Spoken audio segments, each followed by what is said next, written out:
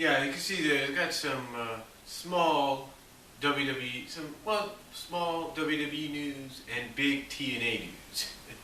Yeah, we'll get to the big TNA news in just a little bit. I'm pretty sure a lot of you know exactly what that news is.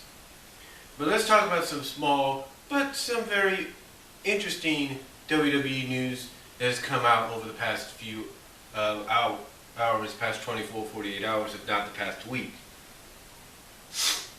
Now, if you go to Sean's U Entertainment, he'll pretty much give you a lot of information that you're looking for, whether it's rumors or not. So I highly recommend checking him out. But I'm pretty sure he'll report on this just as much as I am right now. I'll let you know. First of all, NXT. Apparently word is going around that more may be called up real soon to the main roster from NXT. Now, basically, word is they're not too sure if they'll just be called up individually or they'll be called up to be part of the Shield faction that Ambrose, Rollins, and Reigns have formed. They're not sure about that. Another NXT competitor, Paige, who is very, from what I understand, is very highly recommended. Basically, it's basically got, some critical praise. Basically, it's gotten some great reviews. Rumor is going up that Paige herself may be brought up to WWE's main Diva roster very soon. Now, that will be very unique in itself because Paige is basically the anti-diva down in NXT. So you got to wonder if they'll bring up that anti-diva portion of her as, when she gets called up. And if they do, that'll be a very interesting situation because here you have someone like Paige, and I think there's another diva or so in NXT that are supposed to be anti-divas. It'll be very interesting to see who'll be put in a storyline, let's say like with Eve or Alicia or whoever. It'll be very interesting to see where they go with that.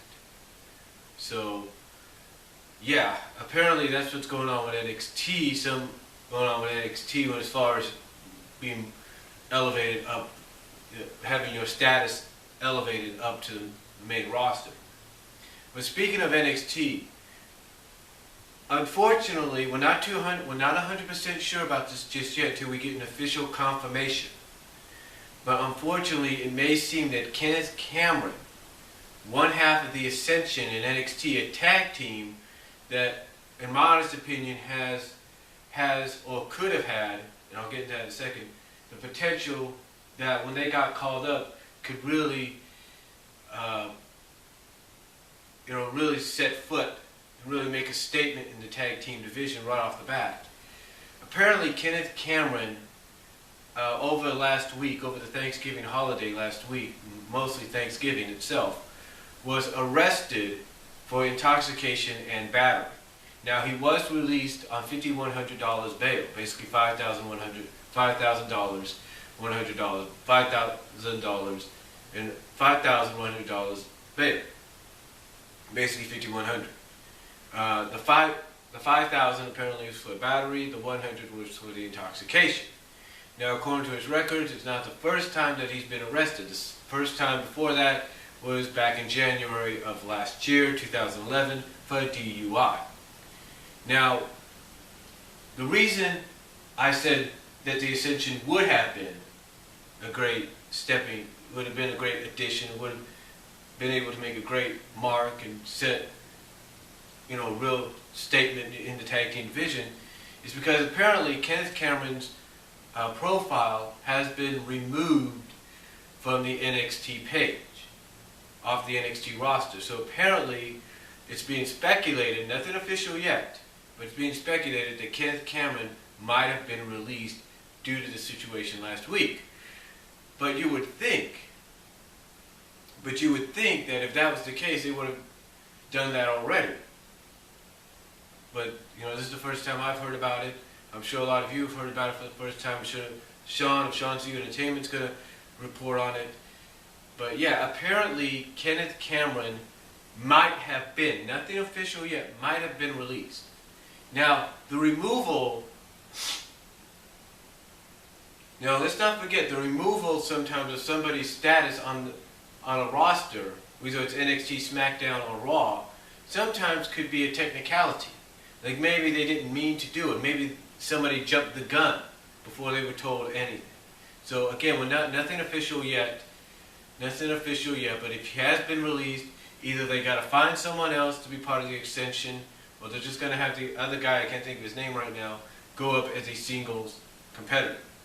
But we'll just have to wait and see. Again, he was arrested and released on $5,100 bail, $5,000 of that to the battery, $100 for the intoxication.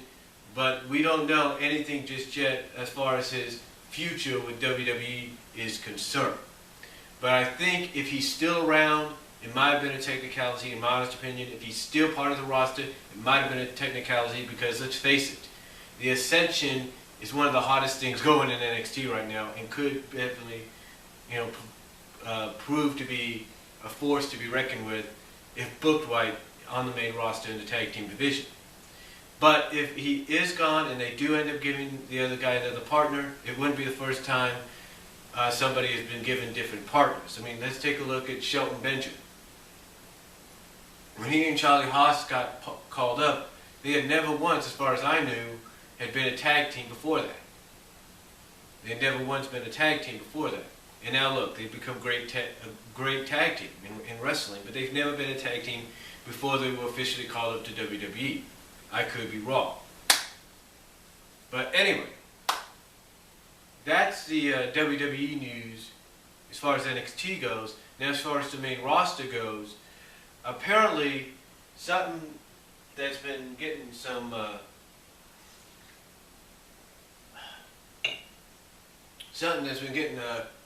bit of camera time, screen time, and people have really been very critical about whether it's positive or negative, is the romance or the romantic flirtations, if you will, or romantic engagements, if you will, between, well, most notably John Cena and AJ. And if you look on the SmackDown side of things, they have had times on Raw, Alberto Del Rio and Rosa Mendes. Now you might say to yourself, well, what news, you might ask yourself, well, okay, well, what about it? You're probably thinking, are they going to finally end this kind of stuff? Don't bet on it. Don't bet on it just yet. Now we know it's not a long-term deal. And yes, John Cena, according to some reports, has come out and said he's done kissing AJ. According to some reports and rumors. But apparently, the romance angles between John Cena and AJ, and just recently, in the past few weeks or so, a month, between Del Rio and Rosa, the romance angles, the romantic angles, if you will, are to draw in the female viewers. That's according to what we understood. That's from what I read online. From Wrestling News World and other sites like Wrestling Zone.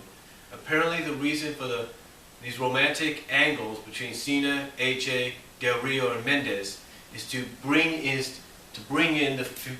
attract and bring in female viewership. Basically, to build on the female viewers.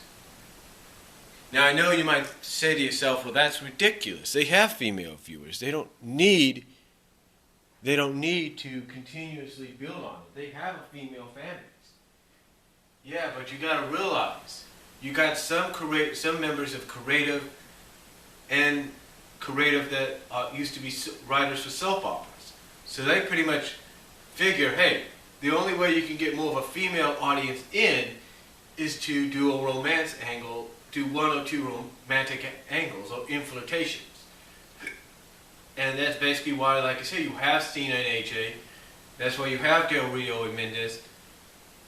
It's all because, according to what I understand, and you can read this up yourself. You can Google it. You can read it up yourself. But apparently, you can go on Facebook if you want to. You can find stuff there about it. But apparently, it's all about attracting and bringing in the female audience. And again, you can go to sites like Wrestling News World, WrestleZone, various other sites out there, and you'll pretty much find that same information. But that is exactly the reason why. You can go to WrestlingSource.com, and I think they talk about it. But apparently that is why these romantic angles between AJ, Cena, Del Rio, Mendez, and if you want to involve Ziggler and Vicky, it's all because they want to attract in the female audience, more of a female audience to view the product. That's why they're doing it. So there's your reason as to why. Here's your reason as to why. Now, one last thing. WrestleMania is next year, we know that. And there are still plans going around for CM Punk to be featured in one of the main events, if not the last match itself. Well, apparently, plans are like this right now. There's been a little bit more detail given out, that apparently, and Sean has reported this, and other people have reported this, apparently the plans right now for WrestleMania, as of recently, are for CM Punk to face The Undertaker. That's right, Undertaker says he's healthy, will want to compete at WrestleMania as long as CM Punk's his opponent. Another reported match in the works would be Ryback and Big Show. And the reason for that, for Ryback to have the WrestleMania moment of getting Big Show up in the shell-shocked finisher and marching around with him like he's nothing. Which basically would mean then we would end up with Rock Cena 2 as a possibility, and Brock Lesnar Triple H 2 as another possibility. But those are just the two latest matches being discussed for next year's WrestleMania. Now, getting on to the big TNA news, the big Impact Wrestling news, if you will. The big Impact Wrestling news is this, and I'm pretty sure a lot of you have heard about this already. If not, prepare for a huge surprise. But apparently word is, and it has been reported, TNA Wrestling is even reporting this itself, because they're the ones that are going to do this. But TNA has reported that they will be holding Lockdown 2013 at the Alamo Dome in San Antonio. That's right, the Alamo Dome, a place that holds 70,000 people. The place that had the Royal Rumble back in 1997. That's right. This very same venue apparently is going to be hosting Lockdown 2013. Now, a lot of people say this is a big step for TNA to try to prove the contractors and the critics wrong. And I hope that TNA can succeed. Now, of course, there have been a lot of critics already saying this is a stupid move. That they're not going to sell out that arena. They're not going to get the crowd, at least get a decent enough crowd for them in that kind of an arena. Well, that might be true, but I have to admit it is a ballsy move by TNA, and I think anybody else will agree. And I think we'll just have to wait and find out what happens. Now, one person says, though, it could not exactly be the Alamo Dome itself. It could be one of the venues attached to the Alamo Dome, the Illusions Theater, that could be the actual place for Lockdown, and that they're only using the Alamo Dome name as a main attraction point to sell the event. Again, we'll just have to wait and see even more details come out. And remember, TNA has done this before. We thought it would be in different areas, like with Bound for Glory would be in Atlanta, or Detroit would host this and that, and it was actually outside. You kind of get the idea. So we'll just have to wait and see and get more details. But that's the big TNA news, and along with the WWE news. Comment down below, tell me what you guys think. Video responses are greatly appreciated, and I'll talk to y'all later. But that is a huge move by TNA.